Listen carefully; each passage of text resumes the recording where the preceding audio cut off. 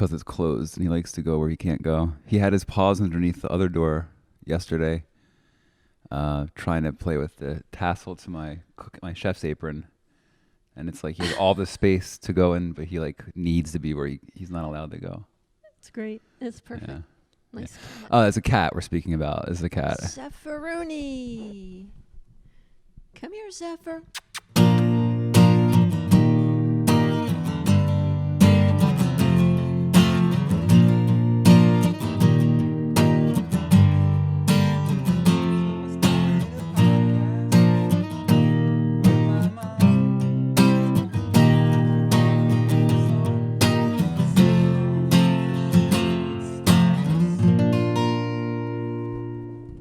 Hi. Hi, that was great. Now we have a live intro. I love that. You know, I wrote that song in a key that does not work for my voice.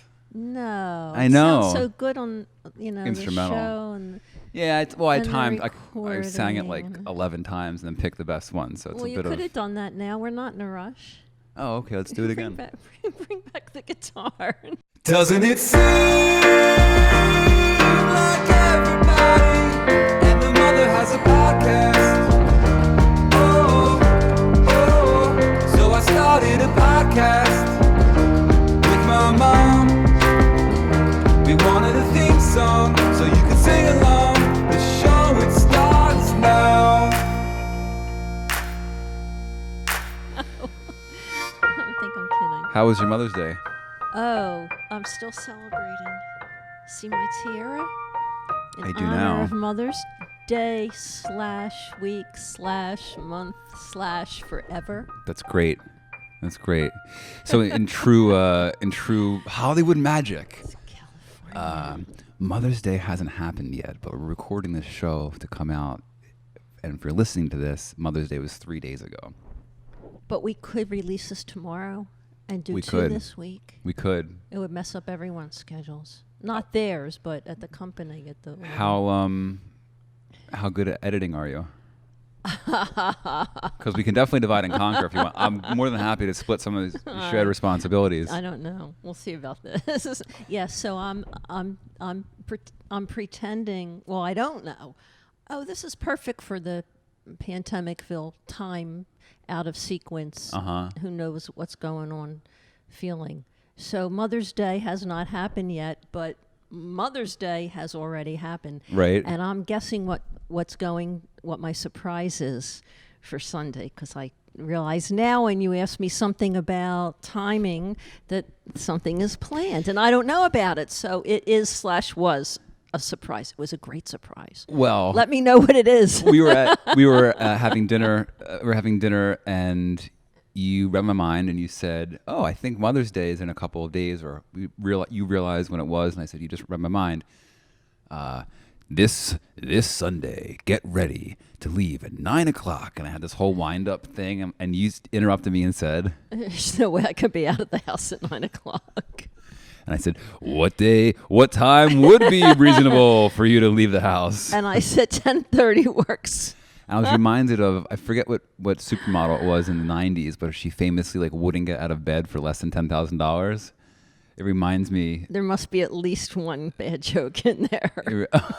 and a couple of good ones, but it reminded me of that. And I was thinking to myself, like, and you don't have to get into any level of detail you don't care to, but I mean, like, I'm up by 6 or 7. and you need 7's 4 late. hours to leave. I can't figure it out. It's something to do with this time thing. So like, okay, without revealing anything, let's say you were me, and let's say, I don't know, 6 weeks ago you planned something for a holiday that is like difficult to plan for in terms of reservations and things. And let's say you planned it even before people were fully vaccinated, but knew that by the time this thing happened, they would be vaccinated. And let's continue and say, let's say that this thing was immovable.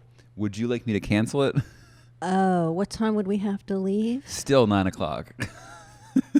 Yeah, I had no pressure. No pressure. I mean, I'm working on alternative I presume planning. we have to drive someplace about an hour or so away. Not even. Maybe 30, 40 minutes. Well, I wouldn't want you to have to cancel or change it. It's probably too late to make it later. I wouldn't. It's not possible to make that thing later, but it's possible to plan something different in the middle of the week.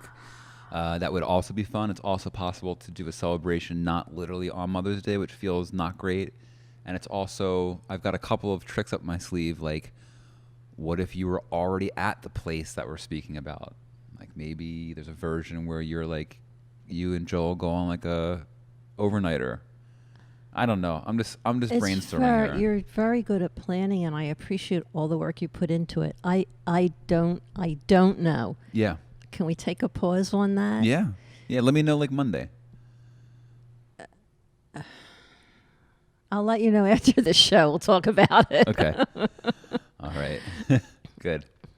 Last week you mentioned some work you were doing. We're not going to the airport, right? No. Of course not. All right. Okay.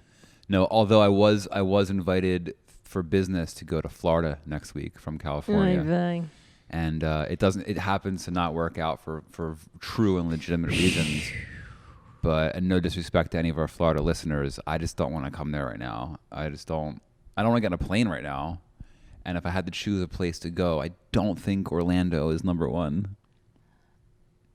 Hawaii would be your number one. Why don't I have any clients in Hawaii? That's my fault. That's my fault. You better take care of that. That's my fault. I could do better. I'll do better next time. Yes. No, we're not going to an airport. It's nothing extravagant. It's just something fun. And I won't say any more about it because the idea is for it to be a surprise. Here's how I thought last night was going to go. This Sunday, get ready at 9 a.m. to leave. And the rest is blah, blah, blah, blah, blah. And she would say, all right, sounds great. What should I wear? Will it be hot or cold? And I'll be like, it's the desert. So, hot. But if we're inside somewhere, something to, cover up if you need to. And that would be the end of it. So we've got a whole thing. It's fine. There's an old joke. This is totally unrelated. An old joke where this guy's home and his husband comes home and says, hold on a second. I have Did you just something- change an old joke to be more gender nonconformist for current time? I told this joke, I guess on... Not gender nonconformist, but not traditional. Oh, now you have me going down that rabbit hole. A man comes home and his husband says... When they legalized, when the Massachusetts Supreme Court declared that same gender, they said same sex, but that's wrong. Same gender marriage was not only equitable and legal, but to oppose it would break civil rights laws. Mm-hmm. But I don't remember the year that and that's the truth. That's when I wrote the joke, but I don't remember what year it was. You had to give me some time on that. This is your joke. I don't know exactly if I changed. I don't know. It was There's a long time ago, there's a lot but going it's on here. quite a lead up for a joke. I apologize. A man's home and his husband comes home and says, "Start packing."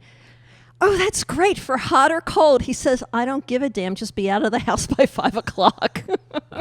The joke wasn't as long as the lead up. That's good. I'm sorry for getting in your way. But then I did this whole routine on when I didn't plan on this at all. Thank you. When I actually thought another time I would talk about this, but what happens when gay couples finally marry, when it was finally legalized, and there's a whole routine that goes with this. We'll go to this another time. Okay. All right. Does it have to do with divorce? No, it has to do with like caterers double their work now because, Jewish mothers of men who are getting married are going to go overboard. And then I talk about what happens. Here I'm ruining it for myself. But one line is it would be great because people could get divorced and remarried and no one would be a stepmother. I kind of ruined the joke because I rushed it, but That's okay. I don't want you to rush through any of this material. There's gold in these hills. But they could be I see. Technically stepmother. Right? and we're stepmothers. So we're laying low in the desert. It's coming slowly to an end. I'm starting to think about what going back to Santa Monica will look like. And the season here has ended. It's hot. I like to think of it as a transition rather than an end. A transition. And one of the indicators that the neighborhood is, also changing seasons and chapters is people have cleared out. And the other night I heard a party at a neighbor's house. I haven't heard a party in months. And Years? well, yeah. Shoot. and we were walking, my girlfriend and I, maybe 100 yards away, and we could hear this party. And I said, without going over there and looking at them, what can we deduce from the sounds they're making? And we determined that it wasn't their house. They were college age. They were white. They were straight. Well, white was and an easy guess. And there weren't enough girls there, which you wouldn't necessarily need a certain amount of girls, but you could tell it was like bros broing out. And it was like, what an unfortunate like collection of factors to create a sound. Like that the sound is based on those elements was just a bummer, you know? Okay. I had no interest. I like parties. I want to go back to parties. Invite me to your parties. I'm pretty good at parties. But it was a group of people getting. Oh, your mind probably went to other places. Like, were they vaccinated? How many people? No, not even. Just that they were like didn't sound like. It sounded like they were playing beer pong. They just sounded not fun. Oh, in other words, it wasn't the kind of Interesting. game, the kind of party that you didn't want to crash this party. I didn't want to crash this party, and my girlfriend said, well, does there need to be a certain number of girls at a party for it to be a good party? And I said, no. In fact, some of the best parties I've been to have no women at them. So Really? yeah, like I That have kind of friends. contradicts what you just said about. I've been to all sorts of great parties, but you needn't a certain ratio of any gender or gender identities at a party for it to be a good party. That one just sounded like crap. But you just said it sounded like all bros. Oh, you didn't mean guys. You meant Bros. Bros. If there were a bunch of men who happened to identify as gay and had no female friends I don't think it at just that party, happens. I think it is. if there's a bunch of gay men at a party and they don't invite any women, it could still sound like a great party. When you have a bunch of college age, Wouldn't I be invited? when you have a bunch of, yeah, of course. When you have a bunch of college aged, straight, cisgendered, white bros, the absence of female voices makes the party sound worse. Does that make sense? Yes, Mr. Cis Straight Man. And that's speaking as a cis straight man. Did But, you you know. notice your descriptions are shorter than some other people's? Oh, by the way, I've just decided something. Oh, there's the cat. I just decided something. I want to change my bio and my stuff on my info online because I don't have any of my pronouns, and I'm changing it to she, her, and mom. That's good. That's good. I'm telling you, so when I forget, you can remind me. That's good. My pronouns are she, her, and mom. That's wonderful. I love that. Thank you. It's really good. So last week you told us that you were entering into a conversation with the Drexel Autism Board or Autism Department or program. There was something about Drexel and autism, and we hope to hear more about it this week. I was invited to listen in on a Zoom, and the woman that presented her research is excellent, and I don't have any notes in front of me, and I'm not a good name rememberer, but I expect that we will have a guest that we will interview, and it will be either this person or it will be somebody else who's involved in the research.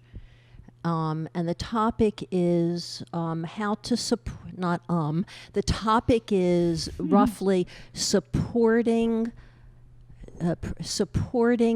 mothers of black sons who are autistic or on the spectrum. Wow.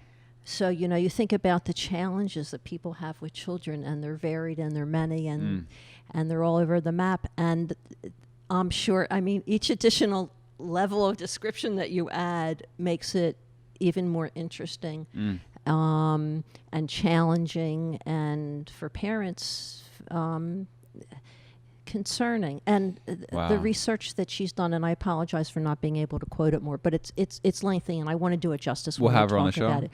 Either her or somebody, or perhaps a mother of a black son who is on the spectrum. And the other thing is, I've been working on with them, talking about developing their podcast. And one of the Zooms that I was lucky enough to not participate in, but observe, to be on the Zoom. I zoomed in and listened. Was a number of people at Drexel in the graduate program who are on the spectrum. And one fellow was talking about his podcast. So afterwards, I texted to the people I'm working with at Drexel, the new director of the center, and somebody who's very involved in it, and I said, well, he can do your podcast, and they said, yes, I know, we've already identified him. Nice. So they're making progress. Good. It's great. I'm struck by this notion. It's tricky to navigate because my experience is different, but I'm aware of the talk that Black parents have with their sons, and I'm aware of how difficult it is for a parent or sibling of a person on the spectrum or autistic to have lots of different kinds of conversations. And when I think about the nexus point of the talk for somebody who's also on the spectrum, I just feel it like in here. It makes me like, yeah. When you first told me this, I was struck by how sensitive and understanding you are, that you honed right in. Imagine it's time to tell your son about, life. And I think that's the talk that you mean. When you say the talk, I can't speak from an do you authority. mean that specifically, or? Yeah, I mean, I'm not trying to come from a place of authority. It's not my place to. What talk are you talking about? The birds and the bees? No, what it's like to be a Black man in America. Oh, well, and the I talk thought you that a meant the parent birds. has with a Black child, it says Be things along the careful. lines of what wearing a hoodie or what to and not to say to a police officer, and what trials and tribulations exist for just being, and having any version of that talk with people who have additional complexity of needs when it comes to comprehension. It's just like I'm having trouble talking about it right now. So this is true, and I can only guess that for a person of color in America, anywhere, but in America, to have to, this is an overriding element in what we're experiencing in this country. I can't speak for other countries, but in this country today. And I have two comments. One is I have a precious goddaughter who her just turned 3, who's of color, and her brother, who calls me auntie, and I, they're on my mind daily anyway, but he's all grown up, and he's wonderful, and they're on my mind all the time. And the other thing is that I'll share is that when my brother was in dental school, so somewhere around 1970, and he went to Temple Dental School, and he had an apartment he shared with some guys on Broad Street in Philadelphia, and it was a neighborhood that was great because it was close to a lot of places, and whatever color or background you were very careful there, especially at night. That's a nice way to put it, right? And the truth. So I went to it's not a good Michael's, neighborhood. and I visited, and I left, and it must have been like 10 or 11 at night, and it wasn't cold because I remember when I rolled down the window for the police officer who pulled me over for making a left turn on Broad Street, where everyone in Philadelphia knows you can't make a left turn on Broad Street. He just pulled everyone over He right there. pulled me over, and I was this 16, 17-year-old white girl from the suburbs. And he asked for my ID, and I gave it to him, and he stood there, and he just looked at me. And he said, "Do you know why I stopped you?" I said, "No. The light just turned green. I wasn't speeding. I don't know why." He said, "You made a left turn on Broad Street." I said, "Okay." He said, "You didn't see the sign." No. He said, "And obviously you didn't know that you can never make a left turn on Broad Street." And he looked, he said, "You're from Huntington Valley." I said, "Yes." He said, "What are you doing here at 11 o'clock at night alone?" I said, "My brother goes to dental school. He lives 2 blocks away. I was visiting him." He said, "Lock your doors and go home." And it occurs to me now that if I had been a young black man, I might not have gotten out of that conversation. Nobody else was there. And frankly, no one else was there to protect me, but he was an upstanding man doing his job. Sort of. So Uh-oh. another answer for an officer who says, "What are you doing here?" is, I won't be discussing my day. Am I being detained? Why am I being pulled over? Where are you going? Where'd you come from? What time is it? I won't be discussing my day. He was looking out for you, but he was also perpetuating the problem. I'm not saying that it's safe there or that we should go there at 11 o'clock at night 30, 40 years ago and tempt fate. But it's so complex, and I'm constantly reminded of how white we are while we're having this conversation. It's I like, what do know. you want from me? I am who I am, and I understand what you're saying, and I'm 100%. It's not a safe neighborhood, and it's over policed. But And it's- hold on, it wasn't a safe neighborhood, and frankly, isn't now that great of a neighborhood. It's over policed with policies that are completely racist. Philadelphia cops, some are great. A lot of Philly cops, in my experience, are not great. But we haven't lived there for a long time, and I just don't know how the department runs now, and I'm sure it turned right around in the last 10, 15 years. I don't really want to go down that Me there ne- because okay. I don't have any knowledge of it, and I can't rebut it, and I have no comment on that. It's not but an to me, yeah. it seemed like he was incredulous. Like, You what couldn't is believe you were this seeing it. little white girl doing on Broad Street at 11 o'clock at night? That's how it felt to me. I feel you, and I'm not. I think that in his weird way, he was looking out for you, right? In a weird position of knowledge, as well as some systemic racist type ways, was looking out for you. I was in college, and I was in a band, and we got a call. I went to college in D.C., GW, big up. And we got a call to come play a show in Virginia, but like deep South Virginia. And the promoter was like, if you come down, it will pay you. There's this big built-in audience. The local band, the band you'll be opening up for is like a large band. You'll have like this great experience.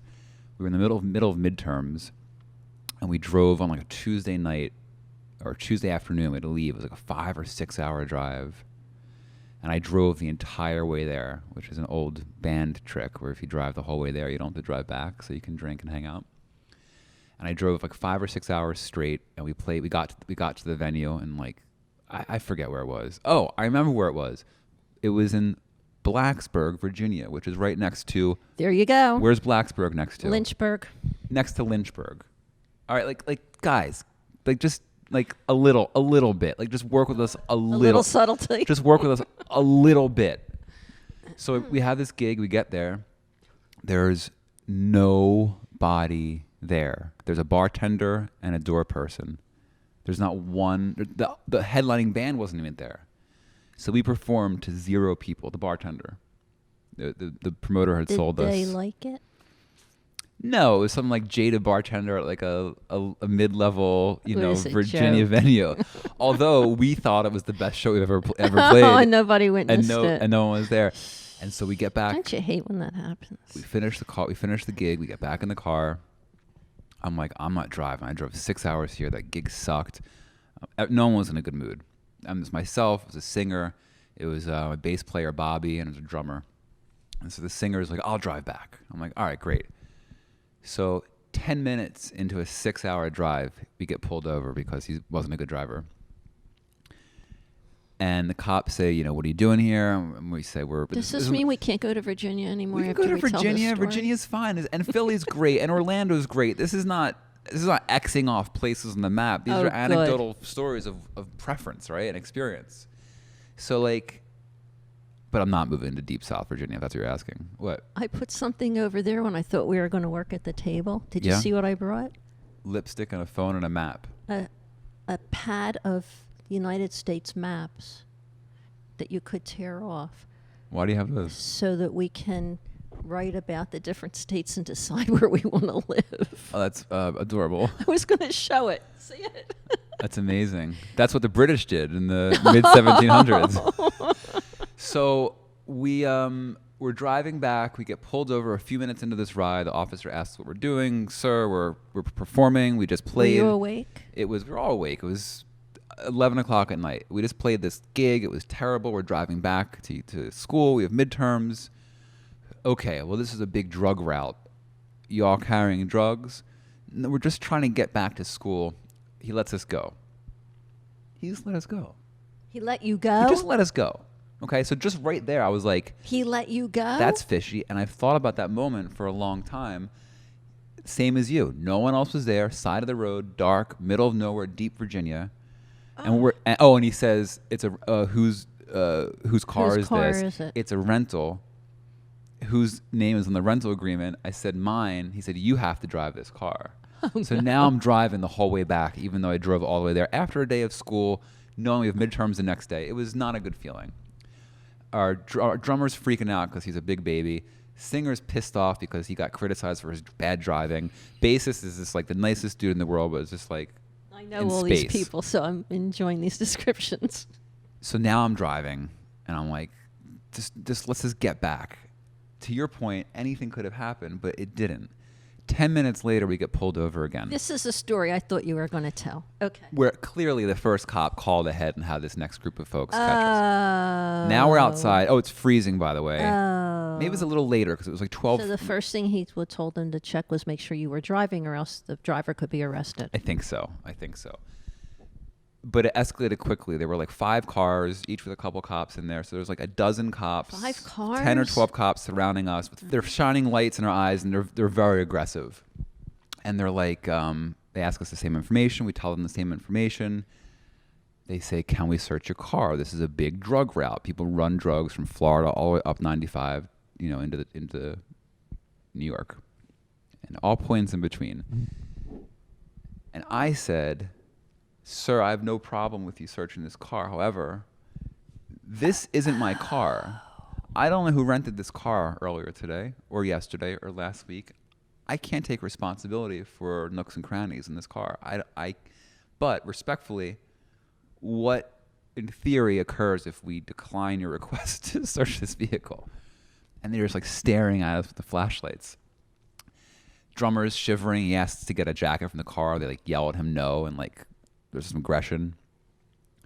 Bassist is like shaking. And I'm like, what happens if we just respectfully, politely decide to decline your invitation to search this car? And there's this long silence. It felt like 10 minutes. It could have been 20 seconds or 5 seconds. And he says, if you decline the search, you will be on your way and we'll be on our way. And now we're just staring at each other. And I said, so look, just making sure I totally understand the situation, because again, we're coming from up there, we played down here. We don't want to, ruffle any feathers. If I say no, you're saying that we get back in this car and each of you get back in your cars and we go our separate ways and we go back to school for midterms?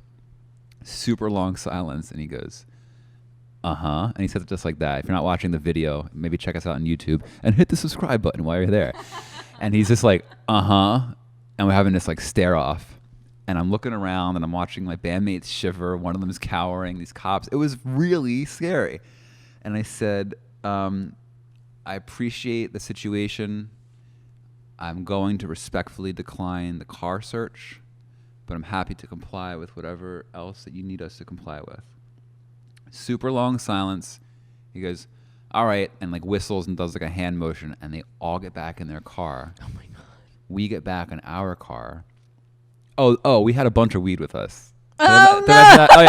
Oh yeah, we had like a bunch of weed with us. Yeah. Oh no. So we get back in the car, and I'm obviously driving because no one else can drive. Everyone is like really rattled. The bassist is in the back seat. But what you said still stands. You cannot be responsible. They could hold you responsible, but how could you be responsible in a rental car anyway? It was a clever obfuscation rooted in the truth, and also please don't search this car. Also a cover up, right? And they heard that. I'm sure that I think that they were not interested in like they thought they're these all northerner college boys. kids. Their like, fathers are going to be here with their yes, lawyers in an exactly. hour and a half on a plane, and it's going to ruin my month. Which is systemically racist, and we were aware of this, and it was a moment where like in real time, sort of. I gotta say, taking advantage of the reality of the fact that if we were different colors or different times or different people, we may never have left this side of the road. No one knew where we were. It was a rental car in the middle of the deep south on a random. It wasn't even 95. Which really takes away your liberty, your democracy, just the fear of what could happen because you know it happens, interferes with the constitutional rights that we have. Yeah. So I'm driving. It's complete silence. The bassist, who again is like the nicest person in the world. What's the bassist? It's the only Um, one I don't know who that would be. I'm just keeping things vague on purpose. I you know that. You'll tell me later. And so drummer and bassist are in the back seat, singers in the passenger seat. I'm driving, and I'm like, I just turn on the radio, and it was Miles Davis. And I was like, okay, we're just gonna listen to some Miles Davis and drive. And the bassist, who I'd never seen aggressive in my life, puts his foot between the front seats, and with his foot kicks and smashes the radio, The radio off, in the car? and Oh. goes, I effing hate the trumpet, and smashes the radio, which we had to pay for. So we get back to DC. Everyone, it was, I don't know, 4 or 5 in the morning. We have midterms at 8 or 9. 100% of what we made was spent on the rental car and fixing the rental car. We made 0 new fans, and there's no big aha ending to this story. It was just like, and years later, as we talk about stuff like this, the knowledge only got deeper and deeper and deeper, that the level of unfairness that resulted in our safety in existence, the fact that we just whistled and said, "No, thank you, officer," and drove away. That's why we're entitled. It's It's not that we set our lives out to be. yeah, I didn't. Some of us, it's to be entitled or to be somewhere higher, lower, Well, it's a different. definition. It's not about intention. It's about It's something that exists. bums me out, man. But I'm just saying, it's not. You didn't choose it. You were.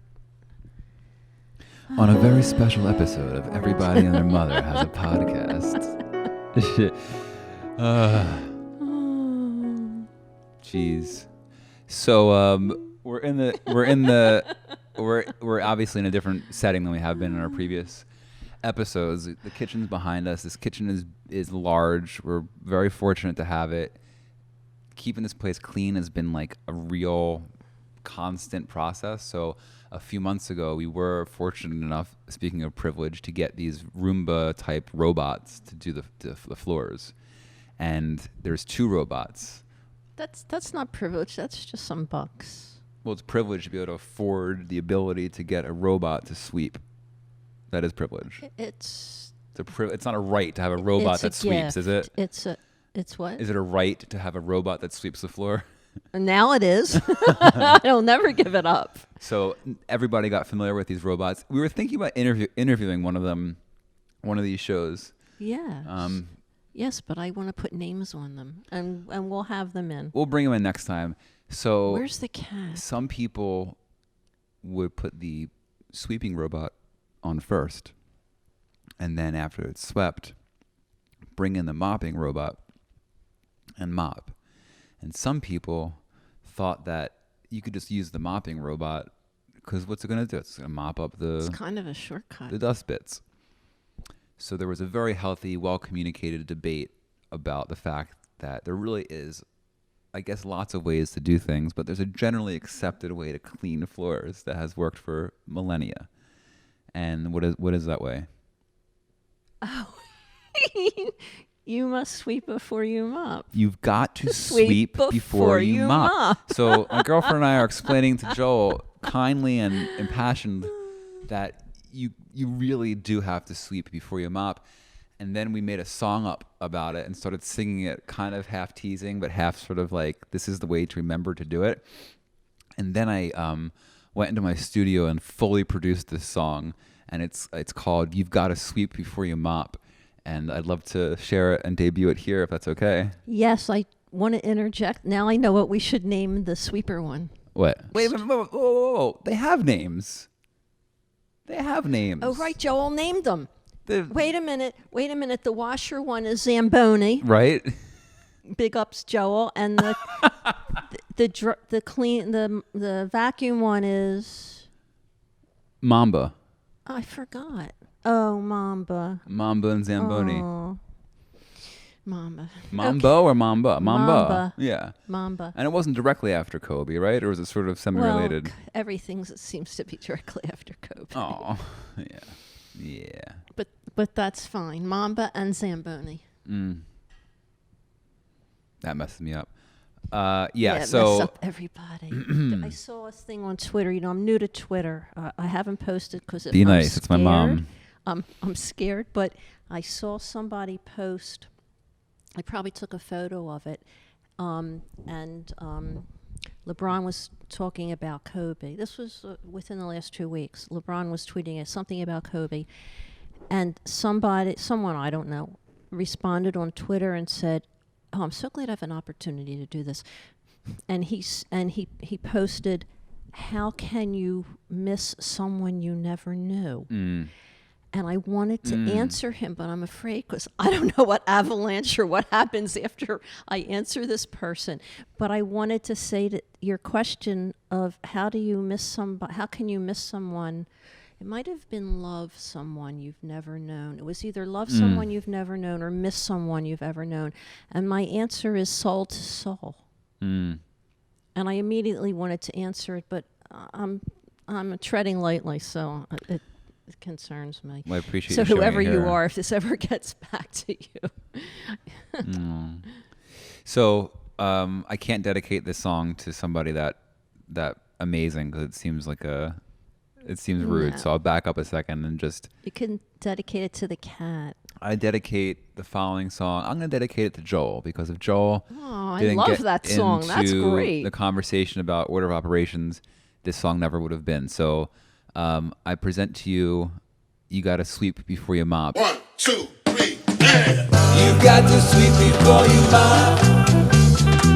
You got to sweep before you mop. You got to sweep before you mop.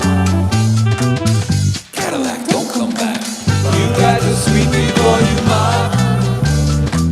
You got to sweep before you mop. You got to sweep before you mop. Cadillac, don't come back. You gotta sweep, sweep, sweep. You gotta sweep, sweep, sweep. You gotta sweep, sweep, sweep. You gotta sweep, sweep, sweep. So that's that song. Thank you for listening. Happy Mother's Day. Thank you. You're welcome. I love you. I love you. Thank you for joining us. Subscribe in the places, YouTube. I don't know where you're listening to this. Tell a friend if you dig it. Don't tell anybody if you hate it. If you made it this far into a show you hate, you should, that's on you. Don't forget to call your mother. Doesn't it seem